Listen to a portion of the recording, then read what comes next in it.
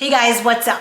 So in today's video, I want to talk about how food companies are targeting you and me as GLP-1 users to get us to use their products and how we fall susceptible to their marketing techniques and why we shouldn't and what to do about it. So, hey guys, I'm Jules. I have lost over 50 pounds with a GLP-1. I've been on it for 2.5 years. I'm in maintenance for 2 years. And I know I, for one, have fallen prey to what the food industry is doing with regards to how they market their products. I'm sure you've seen, this is GLP-1 friendly now, and I'm sure you've seen keto friendly and things of that nature. And I used to fall for all of that too, because it's so easy to think, well, something's healthy. They're saying it's healthy and that means I can eat it and it's part of my diet. Why am I not losing weight? So what happens now that people are on a GLP-1 and they're losing weight, people are not eating as much processed foods. They're not getting the bars, the candies, the chips, whatever's out there. So basically, what is a processed food? A processed food is essentially anything that comes in a box, a bag, has a barcode on it. So it's the stuff that's in the middle of the supermarket.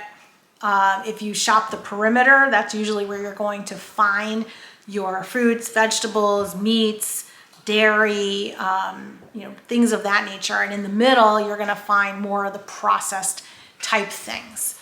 And what the food industry has realized, their profits are going down. So they said, what do we do?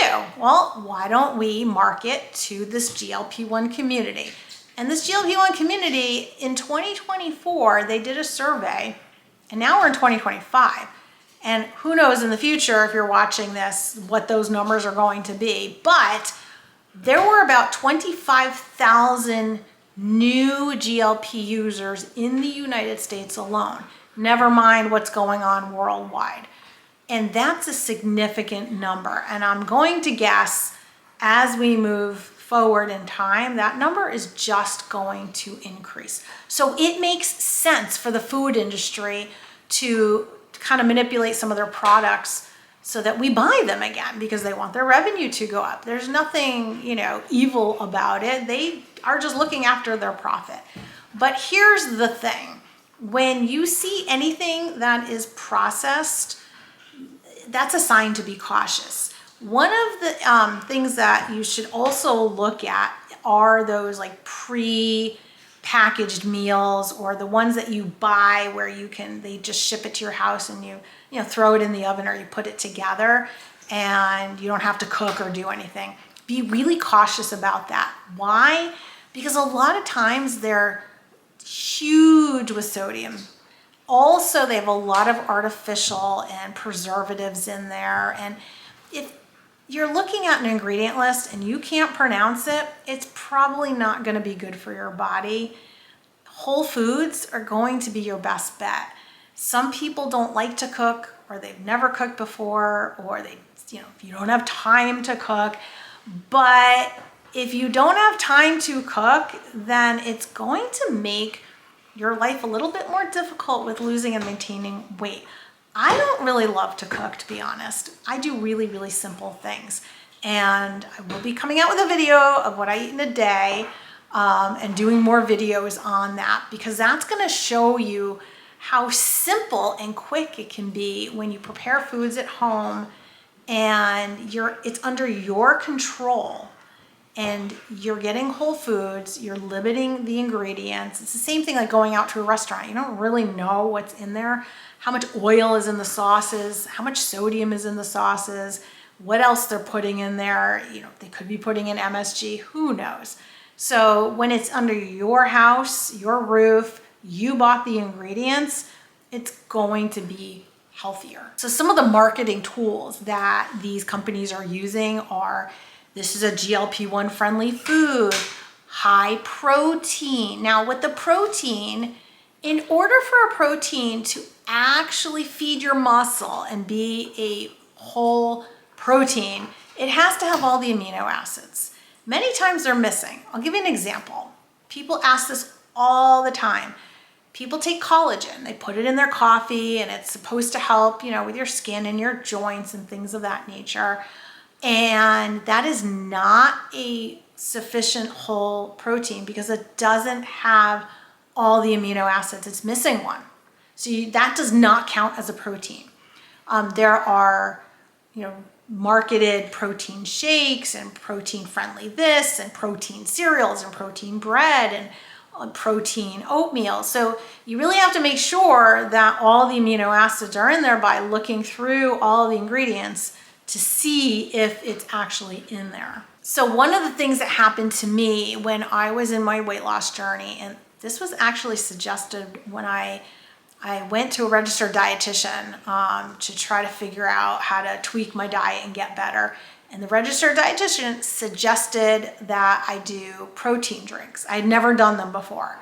So I said, okay, I'll try these protein drinks. So I started making them at home. They happen to be pea protein. And I actually tried whey protein as well. So I did try both. And I started making them with all different ingredients. I put some frozen fruit in there and, all these different things and whatnot. And it tasted really good and it was really delicious. But what I actually found out was that I started getting hungrier on them. It increased my appetite. It wasn't helping me lose weight. I was probably at best maintaining my weight when I still needed to lose weight. I don't think I put on weight, but I definitely noticed my appetite increasing and it wasn't helping the scale, despite the fact that they did taste really good. So after about 4 to 6 weeks of doing the protein drinks, I decided to cut them out and just eat food. I did stick with some protein bars, but I think the difference is a protein bar, at least for me, I made sure it was high in protein. My favorite are the Julian Bakery protein bars because they are lower in calories and it's controlled. So it's 200 calories for the particular bar. It's peanut butter that they have. It's 20 grams of protein. It's 17 grams of fiber. And I think having the high protein and the high fiber, it's so satiating. It fills me up and I want to drink when I have them. So I want to drink water because it makes me thirsty. So now between the water and the protein bar, it really fills me up and that made me feel much better and I wasn't feeling hungrier. I was less hungry on that. So for me, protein shakes did not work. To me, that's like a dessert and I just can't do those. So I know there's people who are super successful on protein shakes. That's great, but just keep an eye out that you're an individual. If it's not working for you, change it. Just because it works for one person doesn't mean it works for someone else. So you really need to be an ingredient detective. If something is marketing to you as weight loss friendly, GLP-1 friendly, high protein friendly, keto this, keto that, scrutinize the ingredient list. It could take you a long time in the supermarket to get through something, but if you are looking at a really long ingredient list, you can't pronounce them, there's artificial this, there's chemicals, this, that, and the other, it's not gonna be healthy for you. It really won't. It could be inflammatory, it could cause GI issues. I'll give you an example of something that caused me GI issues a long time ago. And that was those artificial candies. If you guys remember, I think they still have them now, but I've really stayed away from them. The no sugar, zero sugar candies, even Trident gum or sugarless gum, it has an ingredient in it. It's an artificial sugar. I can't remember what it's called right now. But in my early 20s, I used to consume those a lot and I got the worst stomach issues. And it took me forever to try to figure out. I even went to a doctor who couldn't figure it out. And I finally was able to figure out maybe it's these sugarless candies doing it. And when I eliminated them, all of my stomach issues resolved. So it was artificial. So really be very cautious, read through the ingredients. and really try to keep it super simple. That really will help you in your GLP-1 journey in terms of losing weight, maintaining weight, and keeping your GI distress down. So while you don't need to be perfect, because there is no perfect and no one is perfect, not even me, I'm far from perfect. I make mistakes. I eat things and went, oops, that didn't make me feel good. I'll make note of that so I can avoid that in the future. That's really what we're striving for, right? We're looking to just continue to improve what we do every day and not continue to make the same mistakes or to backslide at least too terribly. So again, we are looking for progress, not perfection, and just more awareness. If we become more aware of what we're putting into our bodies and how it's actually making us feel, then we'll be able to make smarter and better choices, and we will not fall into the food industry and be a target for, oh, I can jump onto this GLP-1 friendly food because they're telling me it's good for me.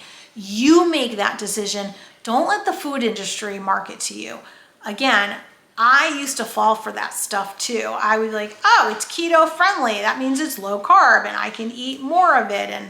Or back in the day, if you remember, when frozen yogurt was the big thing, we weren't eating ice cream anymore. And boy, did I eat a lot of frozen yogurt because I thought I could eat a lot of frozen yogurt and get away with it, and wondered, why am I putting weight on?